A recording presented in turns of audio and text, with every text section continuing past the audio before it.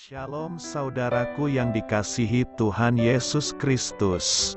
Selamat pagi, salam sejahtera untuk kita semuanya. Selamat datang kembali di Renungan Rohani pagi hari ini. Semoga saudara yang terkasih dalam keadaan sehat selalu.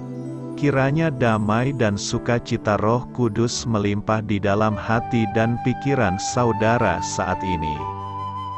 Sebelum kita mulai renungan pagi ini, marilah kita bersama-sama berdoa.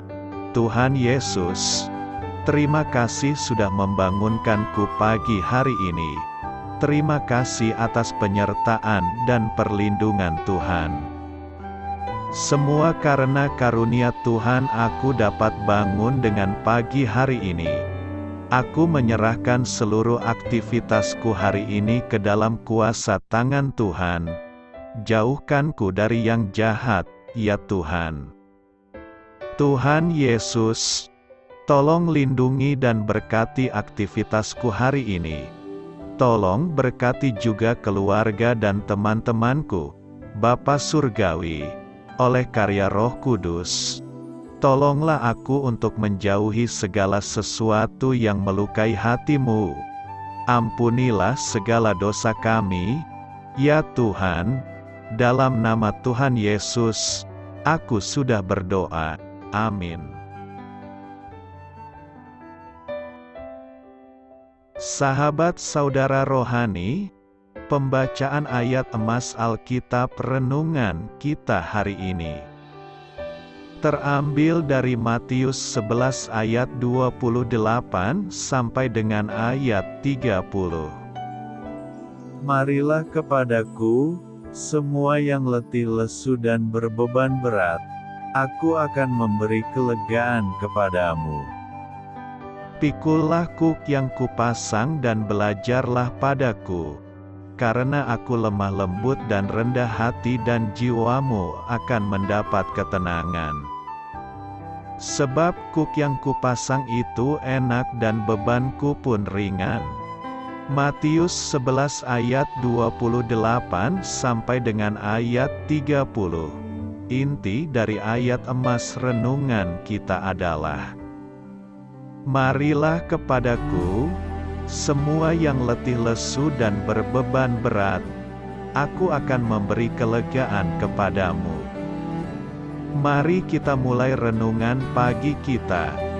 Judul renungan kita hari ini adalah Menemukan Kelegaan di Dalam Yesus, ditulis oleh Marvin Williams.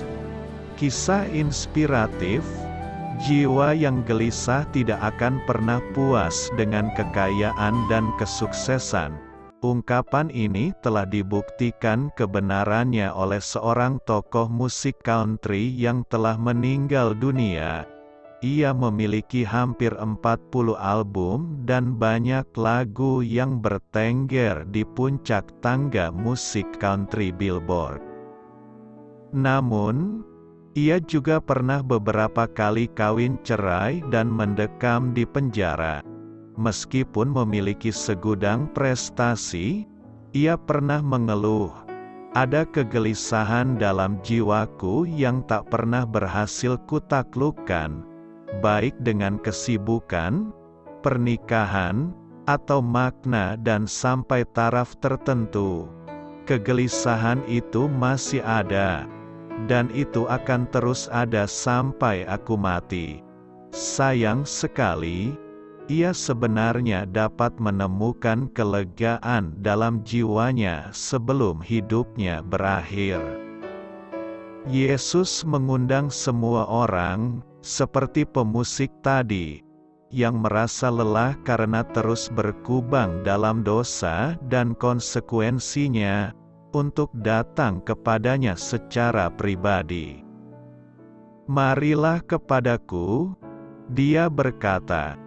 Ketika kita menerima keselamatan dalam Yesus Kristus, Dia akan mengangkat beban kita dan memberi kelegaan kepada kita.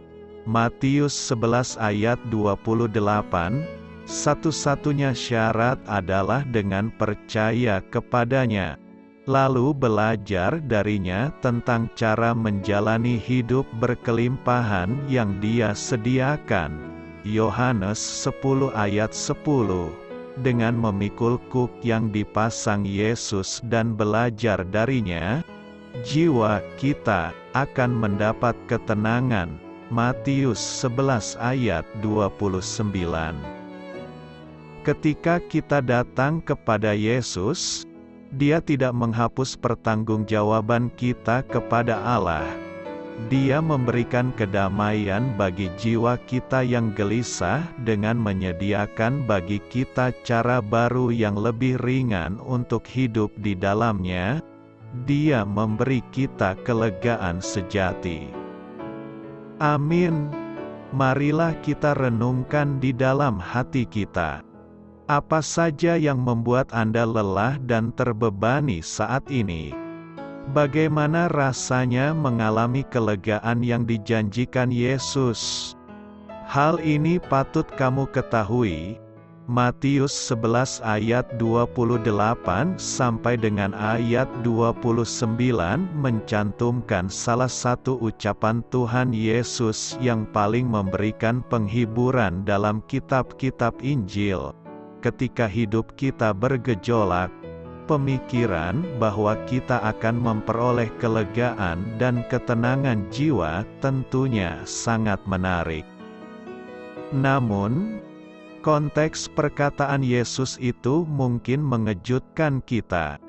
Pasal tersebut diawali dengan Yohanes Pembaptis yang mencari kepastian apakah ia telah benar mengenali Yesus sebagai Mesias. Setelah Yesus menegaskan keyakinan Yohanes tersebut, Dia memberitahu orang banyak mengenai kebesaran yang telah ditunjukkan oleh Yohanes. Kristus melanjutkan dengan mengecam kota-kota yang menolak karyanya. Kemudian Dia berdoa kepada Bapa. Setelah itu barulah muncul undangan Yesus untuk menerima kelegaan sesuatu yang mungkin sangat dibutuhkan Yohanes, yang mengikuti perkembangan yang terjadi dari penjara, pengenalan Kristus akan kerapuhan diri kita. Bahkan keraguan yang dialami Yohanes agaknya melatar belakangi undangannya yang luar biasa kepada kita untuk menerima kelegaan sejati. Doa saya menyertai saudara sekalian. Selamat berkarya untuk Tuhan. Amin.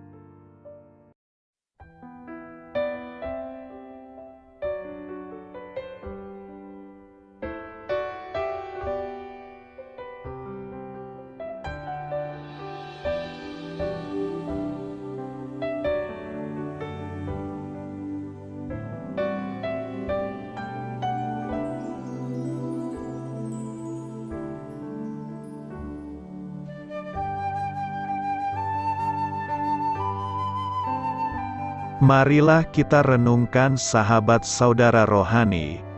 Demikianlah renungan firman Tuhan pagi hari ini. Semoga menjadi berkat dalam hidup kita. Dan sebelum kita memulai segala aktivitas kita pagi hari ini, marilah kita berdoa. Selamat pagi Bapa, malam hari telah berganti pagi. Kehidupan baru telah Engkau berikan kembali bagi kami. Bapa Surgawi, tolonglah aku menyadari kebutuhan orang lain, supaya aku dapat membagikan apa yang telah Engkau berikan kepadaku. Pada saat aku membutuhkan, berilah aku keyakinan bahwa Engkau akan mencukupkanku, melalui orang-orang yang mengasihi-Mu, bukan karena kami pantas atau layak, namun karena kasih karunia-Mu kami boleh ada, sebagaimana kami ada di pagi hari ini. Terima kasih Tuhan, atas kesempatan baru yang telah Tuhan berikan kepada kami, untuk bisa memperbaiki diri agar kami bisa lebih layak di hadapan-Mu. Hari ini kami serahkan semua perkara dan kesulitan yang akan kami lalui ke dalam tangan-Mu.